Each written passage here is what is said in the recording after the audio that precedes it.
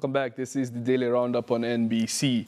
The Ministry of Industry, Mines and Energy embarks on a program aimed at empowering small and medium-sized enterprises through equipment aid schemes. Now, as the country seeks to bolster local economic development and promote sustainable energy use, this initiative is set to make tangible impact on entrepreneurs across various regions. To help us understand this, I am joined via Zoom by the Executive Director from the Ministry, Mr. Ben Nangombe. Very good evening to you. Thank you so much for joining us. Good evening, NBC. How are you today? Very well, thank you. So thank you so much for being with us this evening. First things first, how does this equipment aid scheme align with the Ministry of Industry, Mines and Energy overall objective and mandate, rather, and strategic goals? Thank you very much. As you are aware, following the coming into office of our President, Excellency Netumbo Nandi-Ndaitwah, she rearranged the governance framework in Namibia in terms of amalgamating some of the offices, ministries, and agencies. The Ministry of Industries, Mines, and Energy was therefore created from what was the Ministry of Industries and Trade and the Ministry of Mines and Energy.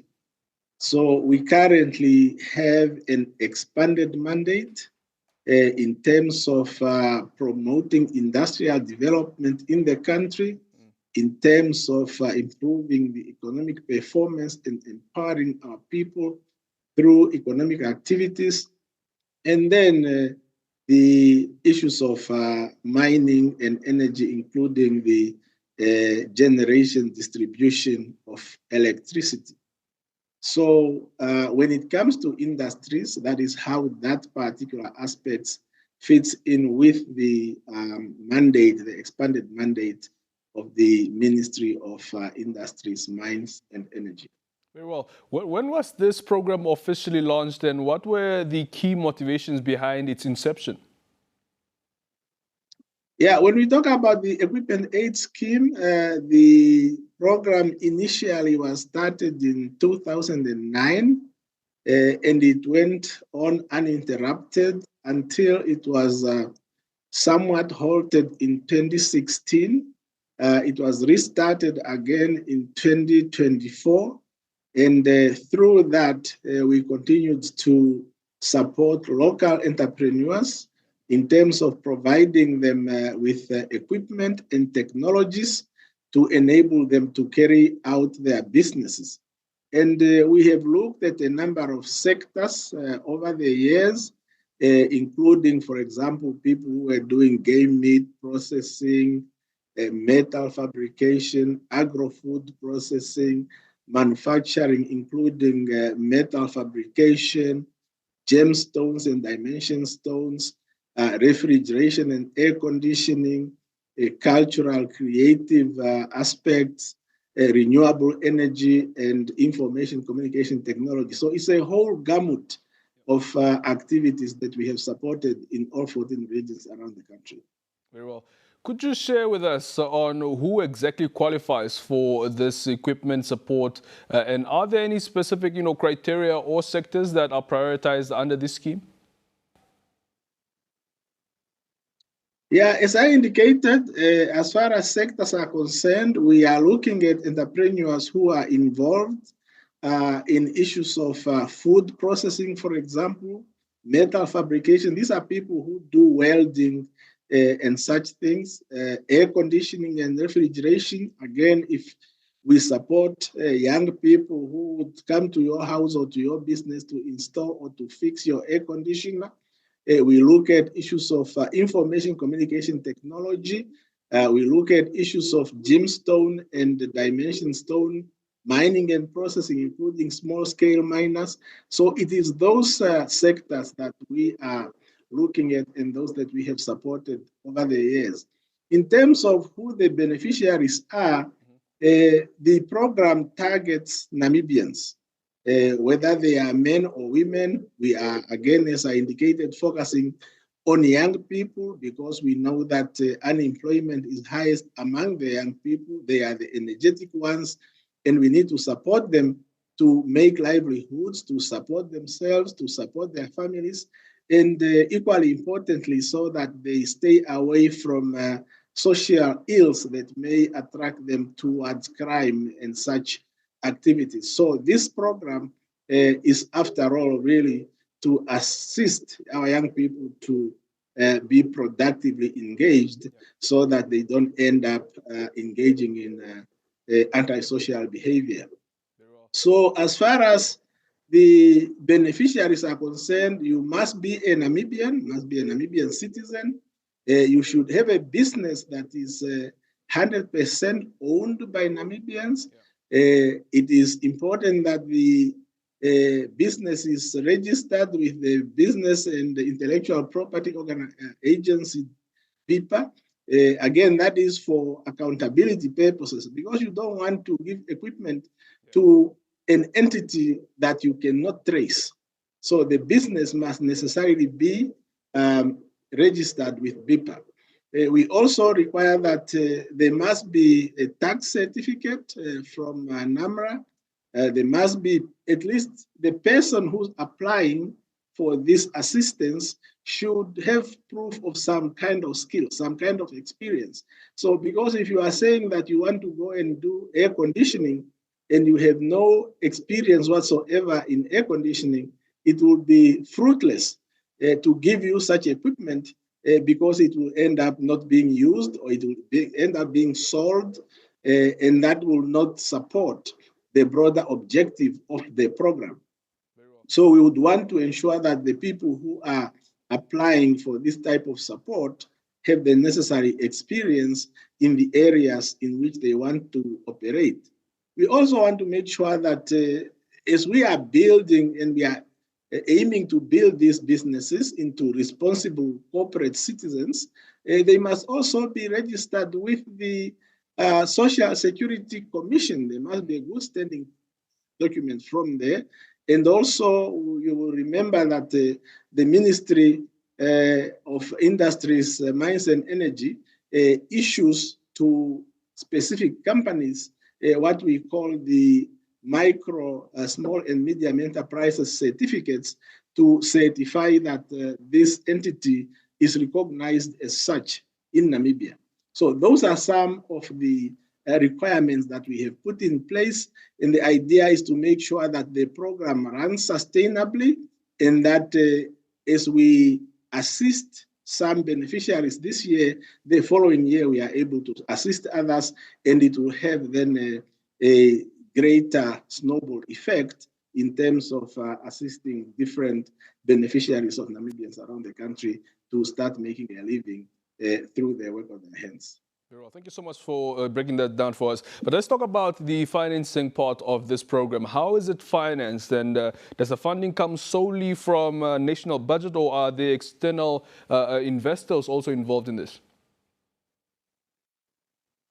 Yeah, well, the program is funded solely through the national budget. Of course, we can engage with our development cooperation partners to also support the program, and we do welcome that kind of support. But over the years, the lion's share of the funding for the program has come from government, and that is really an indication of the commitment of government to assist Namibians, to help them make livelihoods in a sustainable manner, and that we believe it's a commendable effort whereby government is supporting citizens of Namibia in different parts of the country. You also mentioned that this was incepted in 2009 and uninterrupted, like you rightfully mentioned earlier on. But what are the lessons learned, perhaps, on how to better enhance or even rather involve more Namibians who are, of course, having their SMEs, so hopefully wanting a contribution or support in terms of finance? Has there been any lessons learned or perhaps enhancement efforts in that regard since 2009? I think what we need to focus on is to communicate more with the public, to provide more information and public education about the availability of this program. We need to educate the greater public about the importance of supporting these businesses. Because, for example, if we provide equipment to a person who is involved in meat processing, for example, but they do not have a market to sell their products, there will not be income generation and growth for that particular business. If you give equipment to somebody, as I indicated, who is either doing air conditioning or welding, and they, let's say, producing trailers and things like that, and there's no market for them to sell, then we need to bring about a situation where these people are supported by the public. Another lesson that we can point to perhaps is the fact that we need to make the procedures of choosing the beneficiaries, identifying the beneficiaries more streamlined, but also more robust, meaning that when we do an assessment of an applicant, the applicant must be able to demonstrate that what they are going to do is going to have an impact. Because you don't want to have a situation where money is spent to buy the equipment. And as you know, we are buying equipment for up to $80,000 per individual to benefit from this program. If therefore the money and the equipment that the money that was spent and the equipment that was bought is not serving the purpose, then it's a loss to the state and it's a lost opportunity in terms of those that could have benefited from such. So the lessons that we have learned really is for us to be able to communicate better, is for us to make sure that those that benefit are supported throughout, supported by the ministry in terms of mentoring, supported by the community in terms of them buying the equipment or buying the products that are produced by these entrepreneurs who were assisted as such. Because, for example, between April 1st this year to June, we have assisted up to 163 recipients already. And the last round for 2025 ended Friday last week. And we are looking at adjudicating the applications and in the next months to be able to, again, hand over this equipment to the successful applicants. Very well. Now, one of the sectors in the country that have shown the world is that, you know, green hydrogen is also a very important area of investment, of doing business as well, and also just rather promoting or contributing to national social and, of course, economic development efforts. Has there been any interest from that regard from the green hydrogen industry, from the young Namibians who are having their SMEs in those businesses, to actually also come to benefit some sort of aid from this scheme? Yeah. The green hydrogen industry is quite a capital-intensive industry. You are aware of the Daures green hydrogen project that is being supported and is being actually driven by young Namibians. Yeah. So the green hydrogen industry can actually play a role in terms of supporting our SMEs specifically through the provision of services to these projects. So we would want to encourage Namibians, particularly the young people, to study more about green hydrogen and how they can position their businesses to be able to become service providers to the green hydrogen industry, because we are talking about green industrialization, and it's important that the young people of our country are able to participate in this emerging industry, which is actually an industry for the future.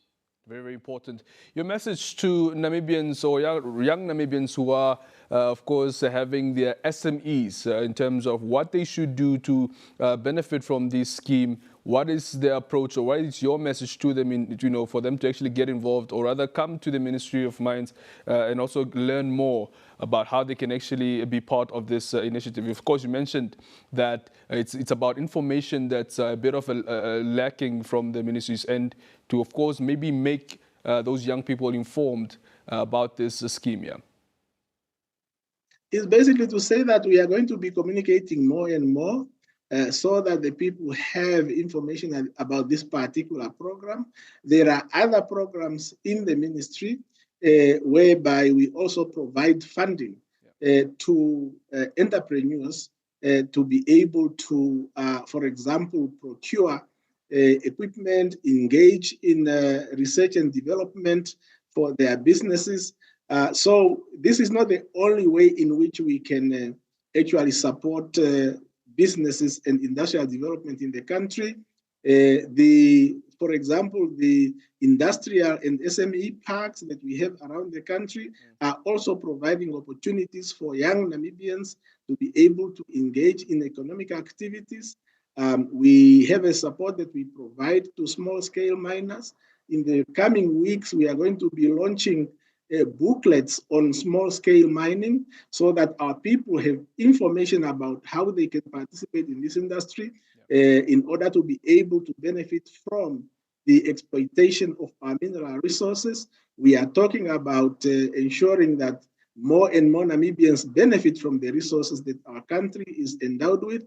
So watch this space. We are going to communicate more and more to provide information to the public about how they can gain support from the government, particularly from this ministry, in terms of supporting their business ideas, supporting their entrepreneurship journey, to be able to grow. And the idea is you get supported by the ministry as though your business is nascent, but also to be able to grow and become a major player in the mainstream economy of our country. And that is the main objective of these programs and these initiatives.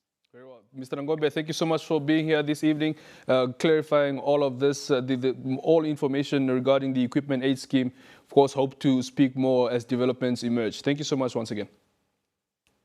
Thank you very much, NBC. Have a good night. Absolutely.